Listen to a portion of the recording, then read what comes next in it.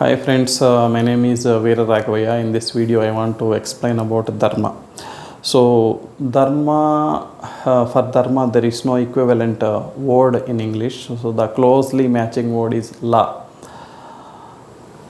I want to explain the definition of Dharma and I want to explain a few important points around Dharma, like whether eating non-vegetarian food is Dharma or not, and whether Dharma is more important than the country.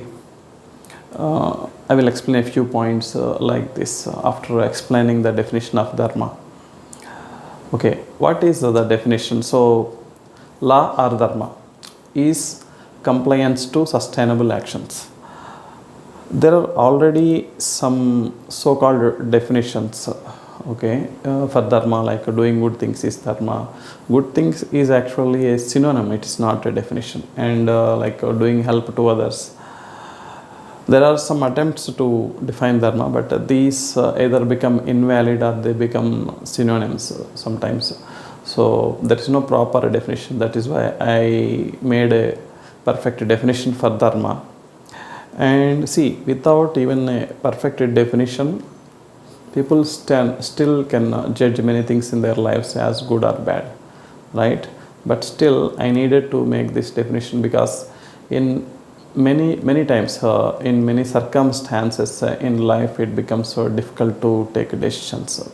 For example, if someone asks you, so whether meat consumption is dharma or adharma, lawful or unlawful, right or wrong, so it is very difficult to judge without sufficient clarity on what is dharma. So that is why I prepared the proper definition and also proper understanding of dharma through definition enables everyone to take right decisions in day-to-day life very easily without much effort. Okay, let me elaborate on the definition. So what is the definition? Dharma is compliance to sustainable actions. Simply putting, so sustainable actions are dharmic, means sustainable actions are right. For example, consuming sustainable solar energy, wind energy, and eating sustainably farmed food, and always speaking truth, not cheating others. These are all sustainable actions, right? So all the sustainable actions are right. So all the right actions happen to be sustainable. Now coming to the definition, why I made it like compliance to sustainable actions. Dharma is compliance to sustainable actions. Simple, right? If we are compliant to sustainable actions, we are dharmic. You may think that why the definition is a little complicated. Why can't we simply call sustainability as dharma? So there is a problem. So for example, there is an action called theft. If you take theft in general, it is a holistic action, right? Because we are just talking about theft means we are talking about the theft in the society. Theft is unsustainable, but a thief may be doing it repeatedly, sustainably. That is why instead of calling sustainability itself as dharma, I defined dharma as compliance to sustainable actions, because we are first taking a sustainable action. When we take an action, we are taking it holistically. If that action is sustainable, that is sustainable holistically in the society over a long period of time and over a large area, large space or large place, right? So then we are talking about compliance to the sustainable action. So that way the definition is perfect, it becomes valid in all circumstances. So dharma is compliance to sustainable actions. You can interpret as simply sustainability for simplicity, but that will not form a perfect definition. So if you take there are many sustainable actions as I already exemplified.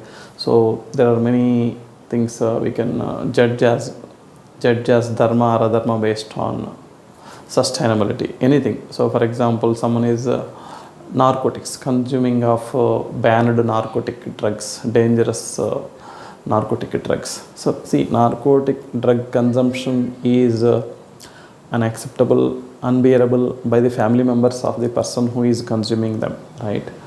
Even the person who is consuming narcotic drugs cannot digest if his or her family members consume the same drug, right? So, it is unacceptable and unsustainable. Taking the common responsibilities in the society for the common problems, so it is sustainable.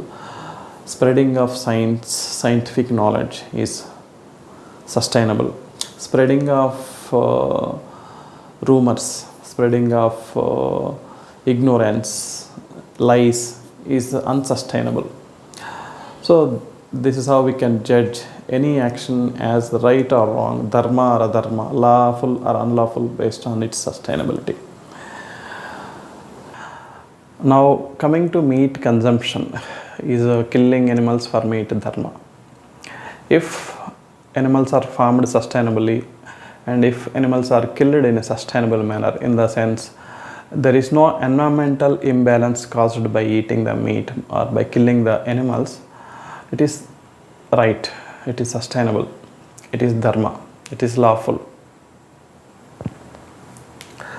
Because of your killing there is no environmental imbalance caused, right? So overall nature is preserved, the balance is preserved. But you have to keep a few things in mind. So when you are killing an animal for meat, so you should not torture it, you should kill it at once, so that it does not know the suffering or pain. Because if there is chance that human beings may take a rebirth as an animal, right? They also can undergo the same violence. That's why when we kill animals, we have to kill at once without putting them to the suffering or torture. And also, if you have concern that I may be killed in the next birth, the same way I am killing animals in this birth, right? So you don't have to worry about it, because if there is really a rebirth, you will anyway die. You may not be killed by another person in the next birth, but you will die in some other way, right? So it is inevitable. So when environmental balance is being maintained, so you don't have to be worried about, killing animals. It will not affect you in the next birth. Because even if you don't kill animals, you will die. Even if you kill animals, still you will die. The balance is maintained. So you don't have to worry about killing animals, but you have to worry about how you are killing animals. You have to keep also in mind that 1 kilogram of meat requires 6 kilos or more of vegetable food to grow that meat. An animal consumes a lot of vegetable to produce 1 kilogram of meat. So it is always, the vegetarian food is always best for the world, particularly highly populated world. But if people are consuming meat in a limited extent, if they are consuming very limited meat occasionally, so it is acceptable and sustainable. There is a controversy around Lord Sri Ram, that Lord Sri Ram ate meat or not. In Valmiki Ramayana, there are a few sentences around it, so people interpret it differently. Different people interpret those sentences differently. I don't know whether Rama really ate meat or not, but even if Lord Sri Ram ate meat, it is dharmic, because he ate a limited number of animals, and consuming meat in a sustainable form is anyway dharmic. It is right. So there is nothing to worry even if Lord Sri Ram consumed meat. Can we kill cows? Can we kill dogs? See, suppose you take dog lovers, right? The dog lovers, they themselves may be eating chicken, they may be eating pork or goat, fish, they could be eating many animals, but they consider a dog as their family member. right? So all animals are not same. It depends on how people are taking them, right? Depends on the relationship people have with the animals. For example, a person has many family members, right? The relationship a person has with the different family members is different, right? Someone may have a different relationship with the mother, wife, daughter, right? Same way, a person does not necessarily need to have the same relationship with all animals, right? So someone may be considering dogs as their family members, someone may be considering cows as their family members. So in a dog loving society or cow loving society, if you go to that particular society and you kill those animals, that is not acceptable. So when there are alternatives, so for example, if there is an alternative to eating cow, like goat, chicken, you don't have to necessarily kill a cow for meat, right? When majority of the people treat the cow as family member or treat it as a mother. And whether dharma is more important than a country, the very purpose of dharma is having maximum happiness in the society, right? Something is sustainable means it gives the best optimal happiness in the society.